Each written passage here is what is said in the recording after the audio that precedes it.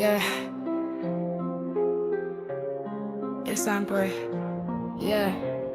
EBT cards in the wallet while he preaching wealth online. Whole house on assistance, but he acting self-made live. G-Wagon in the videos, designer frames and lies. Telling women submit harder while they barely get by. Every season, new merch, new doctrine, new scheme. Same time manipulation, dressed up as a dream. Everybody fund the image, everybody play a role. Whole time leadership, draining people dry to feed the show. Yeah. You called it kingdom building, I call it marketing. Every month another vision, another target audience. Tuition for the online school, counseling with a fee. Whole time your own household drowning in instability. SNAP benefits, feeding kids while you flex online. Talking 6 figures, but still everybody in the line. State aid, EBT, assistance on the side. But online it's high value, patriarch provider every night.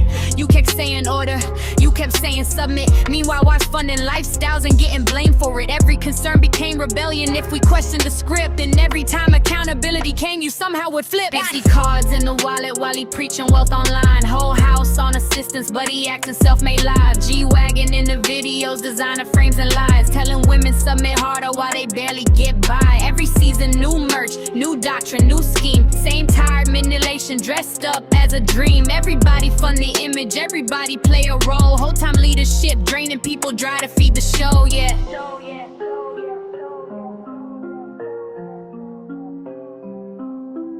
1 month children's books, next month that breakdown wrong. Now it's updated truth, gotta buy the new songs. Every year new clothing line, fresh logos to promote. Meanwhile wives stressed out, wondering how to stay afloat. Talking family values while the family breaking down. Counseling marriages, wow, chaos in your own house. Charging people for wisdom you don't even apply. And if somebody speaks up, suddenly they out of line. I watch women apologize for pain they ain't create. Watched endurance get preached while spirits deteriorate. Watch leadership protect leadership every single time. Then call the woman bitter when she finally speak her mind, yeah. And maybe the internet only sees the polished side. The lives, the speeches, the luxury, the image.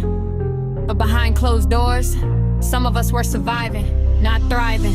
You wanted loyalty without transparency. Wanted devotion without reciprocity. Wanted wives funding visions while you controlled the pace. Then acted shocked when somebody finally escaped. I used to think leadership meant sacrifice and care. Not women scared to question where the money disappeared. Not check your feelings, do what your husband says while he outside every night and you home in distress. And the wildest part, I really believed you. Thought structure meant safety, cause that's what you feed people. Till I realized control and leadership ain't the same. And the title don't automatically make a man change, yeah. Yeah, benefits and Benzes. That contradiction said more than anything else ever could. Yeah.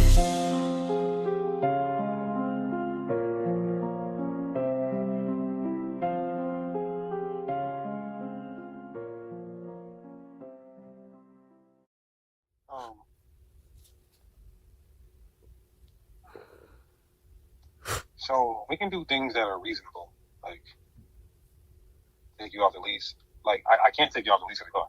I was trying to put the lease of my car in somebody else's, so I can't take you off the lease of the car. You can. It's possible. I used to work at the bank and we did lease buyouts all the time.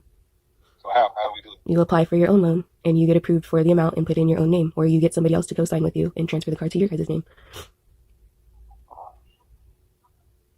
Okay, maybe I'll consider that. As far as taking your name off the lease, yes. To be honest with you, you don't even need to come back up here. I can ship all your shit back down here. No, I'm gonna come get my stuff and get my car. Okay. Okay, so you can come get your stuff, you can come get your car, and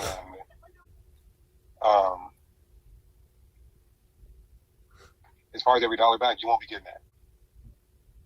That's like not even realistic. No, you're not realistic of not giving it back to me because you didn't. Okay, listen to me. Go call vocab and get on vocab and go start that. Go further, because I will have a whole camp going against you and your whole family, because I got a whole list of shit too. Like so what? If you want to do it like that, listen. If you want to do it like that, we can't. No, you want to do it like that, not me. Okay, you. okay. So all right. So that's what we're gonna do. You can come back up here. You can get your shit. You can go back down there, and guess what? You can remarry a nigga, the same nigga that. You know what? I'm not even gonna do that. But you can't help listen, yourself. No, I can't help. Whatever you do, guess what? I promise you're going to force Sakari's hand. And every camp in Israel is going to be against you. So it's because of what you did, because of what you're doing. Shut up. Because of what you're doing. No, whatever video you try to put out, I want you to know every camp in this truth will be against you. I want you to know that. Wi-Fi and everybody else. Okay, because of what you did, not me. Because of what you did, not me. Okay, because of what I did. Yeah. You put your footage out. My people still gonna love me regardless. They know I'm not perfect. Okay, it doesn't matter about the video footage or anything. I'm done talking. I'm gonna leave your car in your driveway, and nigga, I'm blocking. I'm gonna block you from my kids, and nigga, I'm just done. All this recording shit, bitch. Like all this recording, all of that shit. Like why? All this recording and all. Put out the audio. What did you say? I'm gonna leave this car in your driveway. I'm gonna block you from my kids, and I don't care if you remarry. Period. I'm done. What did you say? I am done. What did you say? You're the one that's talking about you're gonna go on YouTube and do a live stream. Why are you mad at me? I can go on YouTube and do a live stream about my motherfucking situation without telling them. You literally just said that you were gonna go on there and talk about your third marriage. That's what you just said. That's what you just said. And who's your third marriage? You. Okay, so you could do all of that stuff about me, Marco. Talking about you need national feedback. I'm not gonna do that. But guess what? But that's what you said you were gonna do. Guess what? Okay, I'm gonna park this car. I'm telling you what I'm gonna do right now. You gotta record it. No. Park this car in your driveway. I'm gonna block you from my children. And then no. I don't care. No. I don't care if that house goes to eviction. I don't care if this car goes no. to I'm just done. No. Period. Then if you're done with me, then give me back my money so I could get out of debt. You want to leave me? Then leave me how you found me. Leave me how you found me. Is that gonna pay for this car? Huh? The money I gave you, is that gonna pay for this car? It's gonna take all my credit cards away, and it's gonna get me back to where I was at before. And the car is gonna get out of my name. I don't know how I'm gonna do it if you just leave it on my doorstep, because you're not gonna go to the bank and try to get a loan of your own or try to get it into somebody else's name. You're just gonna leave it on me, which is fucked up. Like you've been saying that you were gonna do anyways. This is what you're fucking doing. You're not right. What you're doing is not right. You're financially exploiting me and abusing me. Here's what you don't understand. You're painting this picture of me when there's two women that will come out in public and say, why? This little half mixed breed bitch is lying. She's half devil. What is your dad? What is your dad? My dad is all black. You're lying. You already told me that he was mixed with white, so stop lying. My dad's dad is black. Okay? My dad is black. So what is your dad and what am I? I'm not my dad. Either way, though, I'm gonna. You think you're funny? You think it's all fun and games. Like, why do you want me to get into a point where I don't care what the Israel? Why do you want me to get to a point to where I could really? It's not my fault. No. Listen to me. Do you not care that I could turn into a greasy ass nigga and say fuck the Israelites and all of that and really get on you in a whole type of way that you couldn't even respond to? Why do you want to push a nigga there? I don't. Like, why do you want me? I don't. You know I got more money than you and your whole family. Why would you want me to just like say, all right, fuck that. I'm about to just slaughter this bitch. Why do you want me to do that? You want to do that. That's not what I want you to do. That's what you want to do. That's what I want to do. I want to kill you and your Why family. you want to kill me and my family? Why would you even bring that up? I just asked you a question, you fucking dummy. I want to kill you and your family. That's what you're saying? That's what you're saying. I didn't bring that up. Who brought that up? Who brought that up? I never said you want to kill me and my whole family. You know what? Here's the thing. This is crazy. I'm such a real nigga. I don't give a fuck. You can send this shit to fucking vocab alone. You fail to realize one thing is that I dedicated my life 15 years, and women have tried to destroy me before, and it didn't work. So you can record all you want and send it to vocab.net. I don't give a fuck.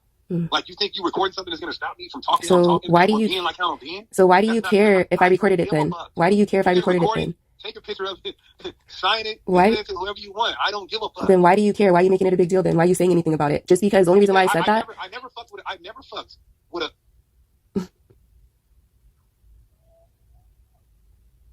It's clear. You never did any of the stuff that you're doing with me with anybody else. That's why I'm in the situation that I'm in and nobody else is.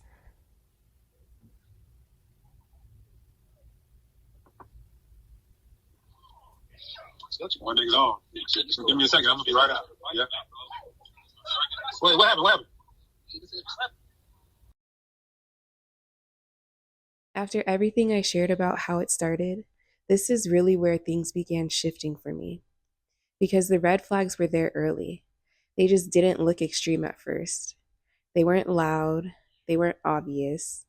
A lot of it was subtle. It was how quickly everything became centered around him, his expectations, his structure, his way of doing things, his authority, and there didn't feel like much room to slow down and process what I was experiencing. There didn't feel like much room to question things. At the time, I convinced myself that was normal. I told myself that was order. That was how leadership looked. That this was what building a marriage was supposed to feel like. One of the biggest shifts early on involved finances, and I want to clarify something here. By the time I started sending money, I did not feel like I was just handing money over with no understanding of what was happening. Part of why I felt comfortable doing that in the first place was because I had been told I would be added to both his personal bank account and his business account. That mattered to me because in my mind, that meant transparency. That meant shared finances.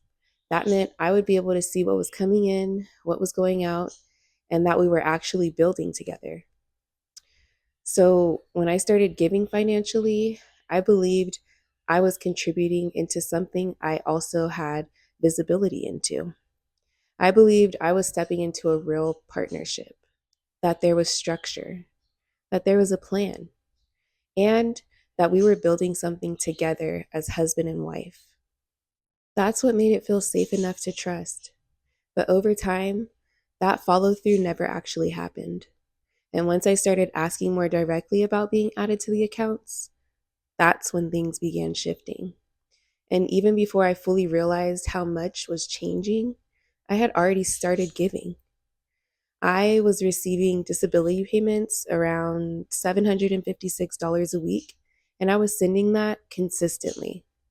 I had savings, investments, a 401k, and over time, I gave access to that too because I believed I was building a future.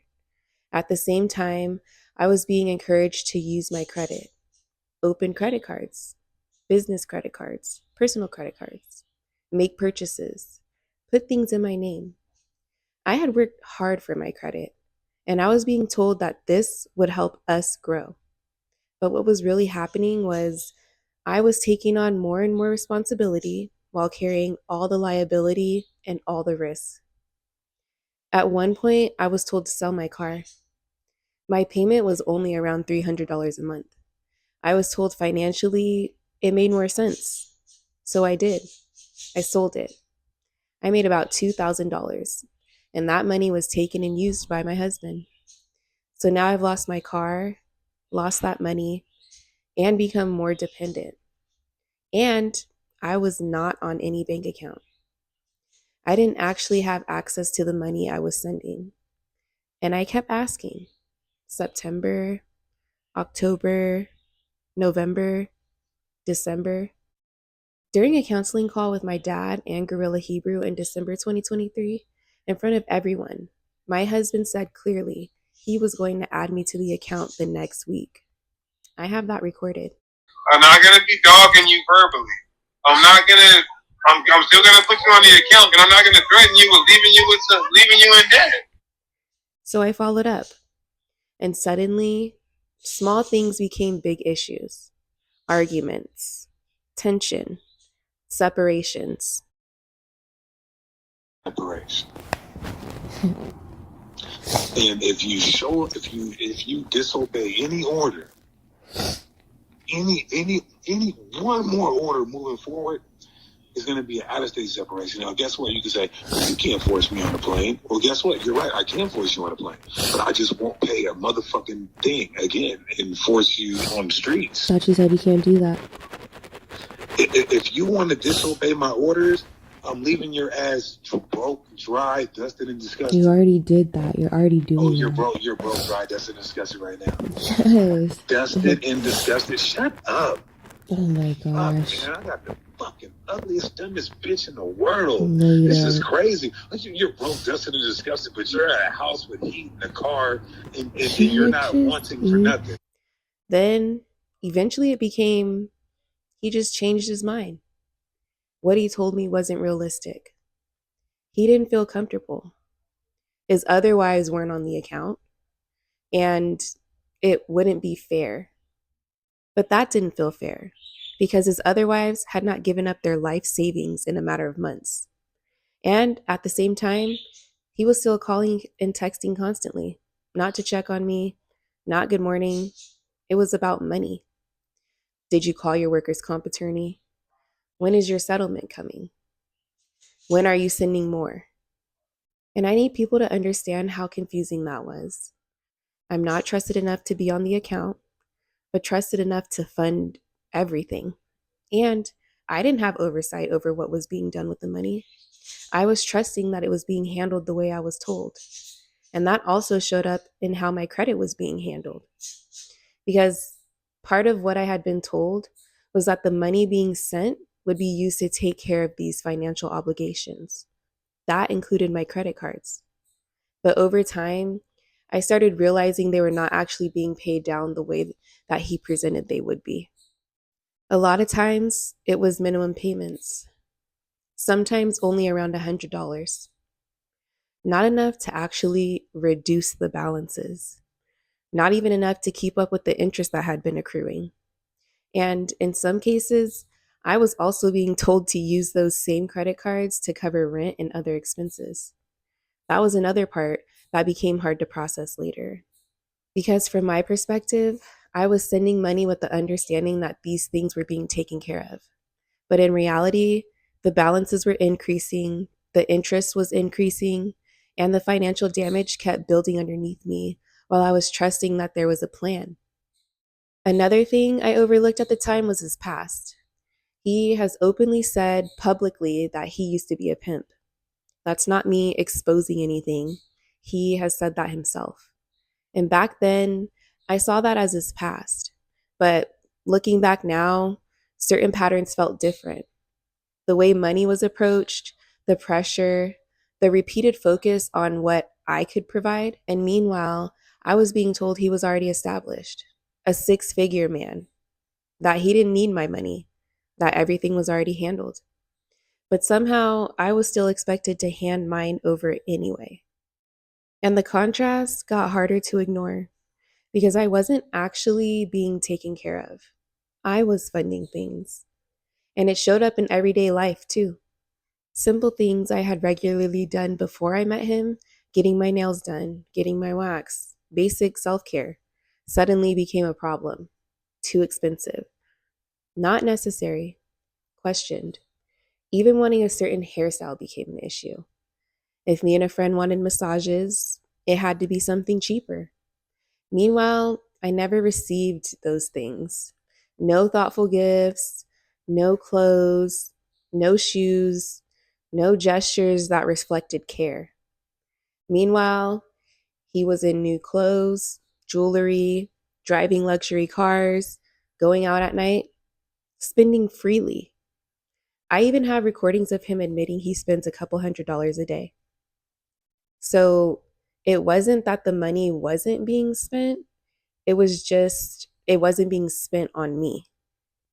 And part of what made that even harder for me to process was the financial contradiction I was seeing in real time. Because while I was being told certain things could not be afforded, while I was sending money, while I was trying to survive off disability and eventually government cash aid after those payments maxed out, the household was also receiving EBT benefits. Me, him, and each wife separately. There were even times he asked me to send money because the EBT for the household had already been used for the month, and he didn't want to spend his own money. At the same time, I was watching a luxury vehicle worth over $250,000 being driven. Expensive purchases continue, and money continue being spent in ways that did not line up with what I was being told. So, from my perspective, it felt incredibly confusing because, on one hand, there were conversations about finances being tight or why support cannot be provided. Ask this person for this, ask this person for that. And on the other hand, I was watching spending continue in ways that became harder and harder for me to ignore. My accounts had to be monitored. Every single dollar that I had to be known about and also had to have been accounted for. I was instructed on a plan to put a $125,000 vehicle in the name of my business, a Mercedes AMG GT63 that he personally went and picked out. He ended up driving that car as his everyday vehicle, putting miles on it regularly instead of continuing to use his G-Wagon, saying that gas was too expensive and he wanted to keep the mileage lower on his other vehicle. I was told it would help my business. It would help my credit, help us build. That we would start a business renting the car out and basically have it paying for itself. That didn't happen. So instead of the car operating the way it had originally been presented to me, it became another financial obligation in my name while he was the one primarily using it. Once we got to the dealership and after my credit had already been run, I was told the vehicle could not go under the business because my business was registered in a different state. The salesman made it clear that I was approved on my own, but I wanted both of our names on it. I was told since I was already approved by myself to leave it in my name because my husband would be making the payments anyway. And later, that same vehicle got held over my head repeatedly. I was told he wouldn't pay it, that I would be stuck with it. Same thing with the rent, bills, financial obligations. It all became something that could be threatened, used, thrown in my face. And by that point, it stopped feeling like finances. It started feeling like leverage, like control, like knowing I was in a position where leaving wasn't simple. Because slowly, without fully realizing it while it was happening, I went from being financially independent to being in a position where everything was tied to him. And that kind of dependency changes everything. Because now it's not just emotional, now it's survival. How do you leave? How do you rebuild? How do you recover from decisions you made in trust when you no longer have the resources that you have before? And by the time I started asking these questions, a lot had already happened. Over time, the money I sent, the credit I used, the debt I took on, all of it added up. And eventually, I lost over $60,000. My credit was damaged. My financial stability changed completely. I ended up having to file for bankruptcy. And one of the hardest parts for me now is hearing him say it was so long ago, that I should stop bringing it up, move on, let it go. But the consequences didn't disappear. My credit is still affected. My options are still affected. My financial stability is still affected. If those things had not happened, I would have choices I don't currently have. I would have more independence than I have now. So for me, this isn't about staying stuck in the past. It's about the reality I'm still living with today. And it wasn't like I kept all of this to myself either. At one point, I went to his former camp leader and I told him what was happening, that my husband was lying, that he wasn't doing what he said he would do, that he was not being a man of his word. And his response to me was, "Is this the first man that's ever lied to you?" And I said, "No." And he said, "Okay, then you should know better." He told me I had to start accepting accountability for the things that happened. And that stuck with me because I remember thinking, this is not some random man. This is someone people follow. Someone I was told I could trust. Someone I was supposed to be able to go to leadership for help with. And somehow the responsibility still came back to me. Even when I did ask for help, even when I did speak up. And I also have recordings from these conversations. I remember talking to Chief directly and trying to explain what was happening, how certain things being said and done were affecting me, how unstable things felt, and how serious some of it had become. For example, my husband would constantly tell me he was going to give me a bill of divorce. At one point, he had even typed one up in a text message to me, but he never hit send. I wanted him to send it. And what Chief said to me was, people say things they don't mean when they're mad. And yes, sometimes that can be true. I understand that. But in that moment, it felt like one more explanation for behavior I had already been living with over and over. Because from my perspective, the pattern kept feeling the same.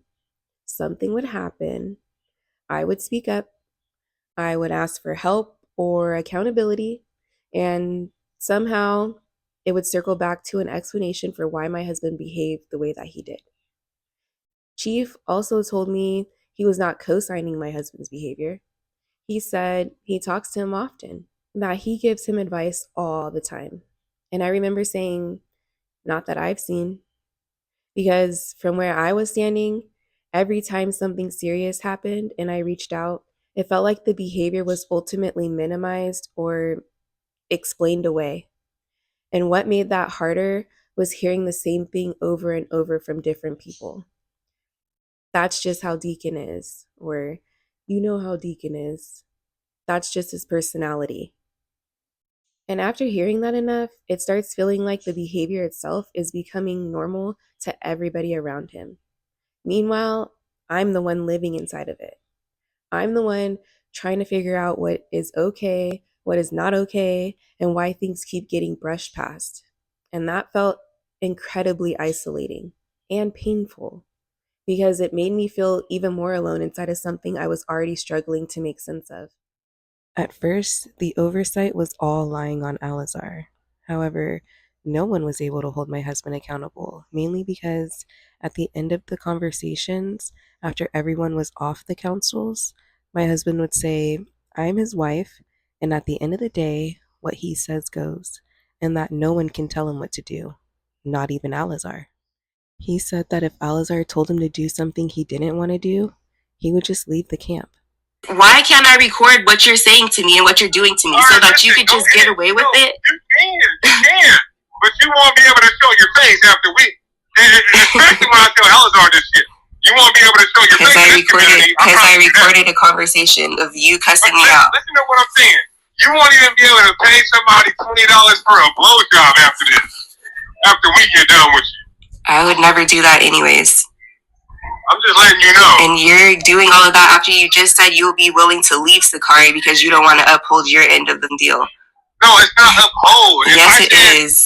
No, if I said that I'm going to be forced to do something that I absolutely don't want to do, then yes, I will leave Sakari, but not the truth. Okay, Marco. And I'll tell anybody that. Record that. Write it down. Take a picture.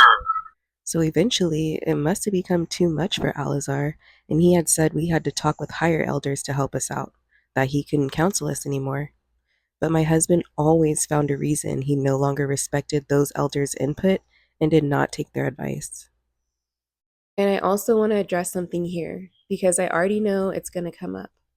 Yes, I documented certain conversations over the years, and I'm glad I did, because by that point, there had already been too many serious conversations, too many promises, too many threats, too many moments where things were said clearly in one moment and then later denied, reframed, or minimized.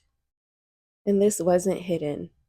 There are recordings that I have where he literally told me to record my own videos. He told me to go live many times, told me to put our business out publicly if I wanted to, told me to send the recordings to Vocab Malone, send them to Saw Nutter, send them to whoever, saying he didn't care, saying he was a real one and that the community would side with him anyways. And there are recordings where things were said to me that were degrading and vulgar enough that hearing them back now is still hard. So yes, I documented those things. Because when finances are involved, when threats are involved,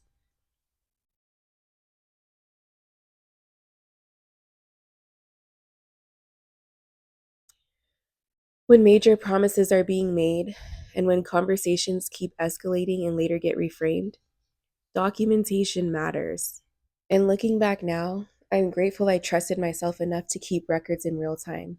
Because later on, when I started speaking up more directly and asking for accountability, having proof mattered, especially when dealing with someone this volatile and unstable.